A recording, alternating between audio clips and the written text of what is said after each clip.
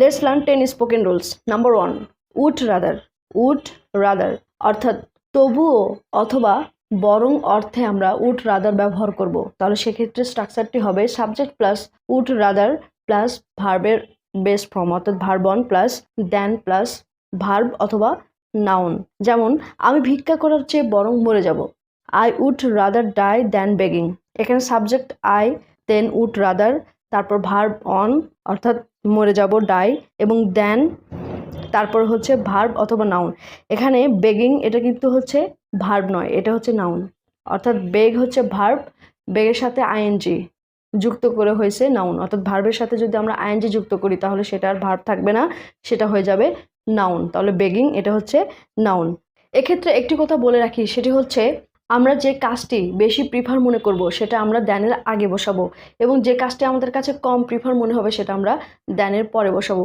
এই ক্ষেত্রে এই সেন্টেন্সটির ক্ষেত্রে আমাদের কাছে সবচেয়ে বেশি প্রিফার যেটা মনে হয় সেটা হচ্ছে মরে যাওয়া। অর্থাৎ আমরা ভিক্ষা করার চাইতে মরে যাওয়াটাকে বেশি প্রাধান্য দিচ্ছি, এটা আমাদের কাছে বেশি প্রিফারেবল ওয়ার্ক। তাহলে এখানে আমরা বেশি প্রিফার করছি হচ্ছে মরে যাওয়া। তো সেক্ষেত্রে ডাই আমরা দ্যানের আগে বসাইছি, এবং ভিক্ষা করা এটাকে আমরা বেশি প্রাধান্য দিচ্ছি না, সুতরাং এটাকে আমরা দ্যানের পরে বসাবো। তাহলে সেক্ষেত্রে সেন্টেন্সটি হচ্ছে I would rather die than begging, অর্থাৎ আমি ভিক্ষা করার চেয়ে বরং মরে যাব। আবার ধরো আমি বলছি আমি বরং ড্রাইভ করার চেয়ে হাঁটবো। I would rather walk than drive.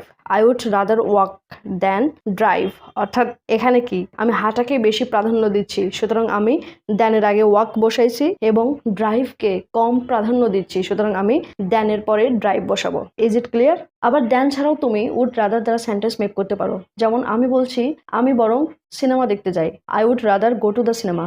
আমি বরং ঘুমাতে যাই। I would rather go to the bed. আমি বরং বাড়িতেই থাকি। I would rather stay at home. I would rather stay at home. এবার আসুন নেক্সট রুলে। আমাদের নেক্সট রুল হচ্ছে আই কুডন্ট হেল্প প্লাস ভার্বের সাথে আইএনজি যুক্ত করে আমরা সেন্টেন্স মেক করব। তাহলে বাংলা বাক্যে যদি আমরা দেখি যে আমি না কেঁদে থাকতে পারিনি, না হেসে থাকতে পারিনি, এরকম বাক্য যদি থাকে তাহলে সেক্ষেত্রে আমরা কুডন্ট হেল্প দ্বারা বাক্যটি মেক করব। তাহলে আমি না কেঁদে থাকতে পারিনি, I couldn't help crying. Help এর পর ভার্বের সাথে আমরা আইএনজি যুক্ত করেছি, তাহলে আই কুডন্ট হেল্প ক্রাইং। আমি না হেসে থাকতে পারিনি, আই কুডন্ট হেল্প লাফিং। আই কুডন্ট হেল্প লাফিং, অথবা বলতে পারো আই কুডন্ট হেল্প লাফিং অ্যাট। আমি তাকে না ভালোবেসে থাকতে পারিনি, I couldn't help loving him. I couldn't help loving him. এবার এসো নেক্সট রুল। আমাদের নেক্সট রুল হচ্ছে ইনস্টেড অফ। ইনস্টেড অফ এর অর্থ হচ্ছে বদলে অথবা পরিবর্তে। এর উচ্চারণটা কিন্তু হবে ইনস্টেড অফ, নট ইনস্টিড। এর উচ্চারণ হবে ইনস্টেড অফ। তাহলে ইতিহাসের বদলে সে অর্থনীতি নিল। Instead of history he took economic. Instead of history he took economic. আমি চায়ের বদলে বা চায়ের পরিবর্তে কফি খাবো। I will have coffee instead of tea. I will have coffee instead of tea. এখানে হ্যাভ মানে খাওয়া, তোমরা অলরেডি জানো। তুমি কি আমার বদলে পার্টিতে যাবে? Will you go to the party instead of me? তুমি কি আমার বদলে পার্টিতে যাবে? Will you go to the party instead of me? তাহলে এর উচ্চারণটা হবে ইনস্টেড। Let's move on. আমাদের নেক্সট রুল হচ্ছে good for nothing. Good for nothing এর অর্থ হচ্ছে কোনো কাজের না। যেমন সে কোনো কাজের না, he is good for nothing. এই বইটা কোনো কাজের না, this book is good for nothing.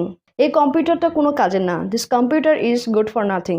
I need a new computer. আমার বন্ধু কোনো কাজের না, সে কোনো কাজ করে না।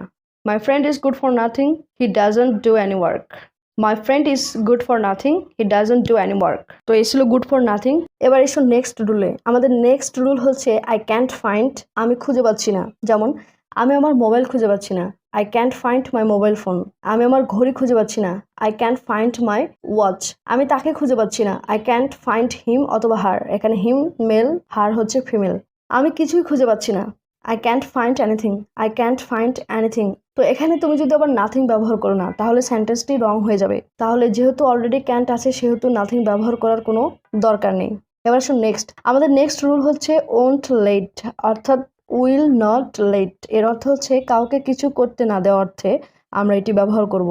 যেমন আমি তোমাকে রাতে বাইরে যেতে দেব না, I won't let you go out at night. I won't let you go out at night. যেমন বাবা তোমাকে যেতে দেবে না, father won't let you go. Father won't let you go. মা তোমাকে মোবাইল ফোন ইউজ করতে দেবে না, mother will not let you use the mobile phone. Mother will not let you use the mobile phone. তাহলে will not let অথবা won't লেটের ক্ষেত্রে স্ট্রাকচারটি হবে subject plus will not let plus person plus verb. এবার আসুন next হচ্ছে হোয়ার দেয়ারের অর্থ হচ্ছে যেখানে সেখানে। তো হোয়ার দেয়ারের ক্ষেত্রে স্ট্রাকচারটি হবে where there plus be verb plus noun অথবা প্রোনাউন প্লাস আরেকটা দেয়ার আনবো প্লাস হচ্ছে বিভার্ব প্লাস হচ্ছে নাউন প্রোনাউন প্লাস এক্সটেনশন। যেমন যেখানে বন্ধু আছে সেখানে সহযোগিতা আছে। Where there are friends there is cooperation. Where there are friends there is cooperation. যেখানে পানি আছে সেখানে জীবন আছে। Where there is water there is life. Where there is water there is life. আরেকটা কথা বলে রাখি, সাবজেক্ট যদি সিঙ্গুলার হয় ভার্ব সিঙ্গুলার হবে, সাবজেক্ট প্লুরাল হলে ভার্বও প্লুরাল হবে। যেমন এখানে water singular verb is singular, life singular verb is singular. Okay, clear? Next move on. Next হচ্ছে লাভ টু প্লাস ভার্বের বেস্ট ফর্ম। এর অর্থ হচ্ছে কোনো কিছু বেশি ভালোবাসলে বা বেশি পছন্দ করলে এক্ষেত্রে আমরা লাভ টু ব্যবহার করব। যেমন আমি আইসক্রিম খেতে ভালোবাসি, I love to have ice cream, অথবা বলতে পারো I love to it ice cream. এখানে ইট এবং হ্যাভ এই দুটো অর্থই হচ্ছে খাওয়া। সে সারাদিন ঘুমাতে পছন্দ করে বা সে সারাদিন ঘুমাতে ভালোবাসে। She loves to sleep all day long. She loves to sleep all day long. সে ভ্রমণ করতে পছন্দ করে বা সে ভ্রমণ করতে ভালোবাসে। He loves to travel. He loves to travel. আমরা লুকোচুরি খেলা খেলতে ভালোবাসি। We love to play hide and seek game. We love to play hide and seek game, অর্থাৎ আমরা লুকোচুরি খেলা খেলতে ভালোবাসি। এখানে হাইড অ্যান্ড সিক অর্থ হচ্ছে লুকোচুরি খেলা। এবার শুন নেক্সট হচ্ছে অসম্ভব ইচ্ছে বা আকাঙ্ক্ষা প্রকাশ করতে আমরা উড দ্যাট অথবা আই উইশ দ্বারা সেন্টেন্সটি কমপ্লিট করব। যেমন আমি অসম্ভব ইচ্ছে প্রকাশ করে বলছি, ইস আমি যদি চাঁদে যেতে পারতাম। ইস আমি যদি চাঁদে যেতে পারতাম। Would that I could go to the moon. Would that I could go to the moon. এখানে আমি অসম্ভব ইচ্ছে প্রকাশ করছি, যা কখনো আমার পক্ষে সম্ভব না। আবার কুডের পরিবর্তে তুমি অয়ারও ব্যবহার করতে পারো। যেমন আমি অসম্ভব ইচ্ছে নিয়ে বলছি, ইস সে যদি আজ বেঁচে থাকতো। Would that he were alive today. Would that he were alive today, অর্থাৎ ইস সে যদি আজ বেঁচে থাকতো। তো অসম্ভব ইচ্ছে দ্বারা আমরা উড দ্যাট দ্বারা সেন্টেন্স তৈরি করব, অথবা আই উইশ দ্বারাও আমরা সেন্টেন্সটি তৈরি করতে পারি। যেমন I wish I won the first prize in the lottery. I wish I won the first prize in the lottery. ইস আমি যদি লটারির প্রথম প্রাইজ জিততাম। তো আই উইশের পর তোমরা ভার্বের পাস্ট ফর্ম ব্যবহার করবে এবং বি ভার্ব থাকলে সেখানে ওয়ার ব্যবহার করবে। যেমন I wish I were a queen. I wish I were a queen. ইস আমি যদি রানী হতাম। তো তোমরা কি হতে চাও তা অবশ্যই কমেন্ট করে জানাও। এবার আসো একদম লাস্ট রুল, সেটা হচ্ছে ওয়েদার ডট ডট অর। এর অর্থ হচ্ছে করবে কি করবে না, যাবে কি যাবে না, গরিব কি ধনী ইত্যাদি অর্থ প্রকাশ করতে আমরা ওয়েদার ডট ডট অর ব্যবহার করব। তো অনেকেই ওয়েদারের উচ্চারণটা ওয়েদার করে থাকে। আসলে ওয়েদারের উচ্চারণটা ওয়েদার হবে না। আমি দেখেছি অনেক টিচার, অনেক স্টুডেন্ট এবং ম্যাক্সিমাম লোক এই উচ্চারণটা ওয়েদার করে থাকে। এবং তোমরা যদি দেখে থাকো তোমাদের মধ্যেও অনেকে আছে এই উচ্চারণটা ওয়েদার করে থাকে। আসলে এই উচ্চারণটা ওয়েদার হবে না, এর উচ্চারণ হবে ওয়েদার। তাহলে চলো এক্সাম্পল দেখি। সে করবে কি করবে না আমি জানি না। I don't know whether he does or not. I don't know whether he does or not. তুমি যাবে কি যাবে না এখনই সিদ্ধান্ত নাও। Take decision at once whether you go or not. Take decision at once whether you go or not. সে ধনী কি দরিদ্র এটা কোনো বিষয় না। It doesn't matter whether he poor or rich.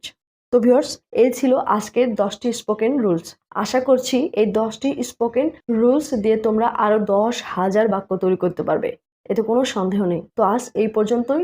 যদি আজকের এই ভিডিওটি ভালো লেগে থাকে তবে একটা লাইক, কমেন্ট, শেয়ার এবং don't forget to subscribe. Thank you for watching.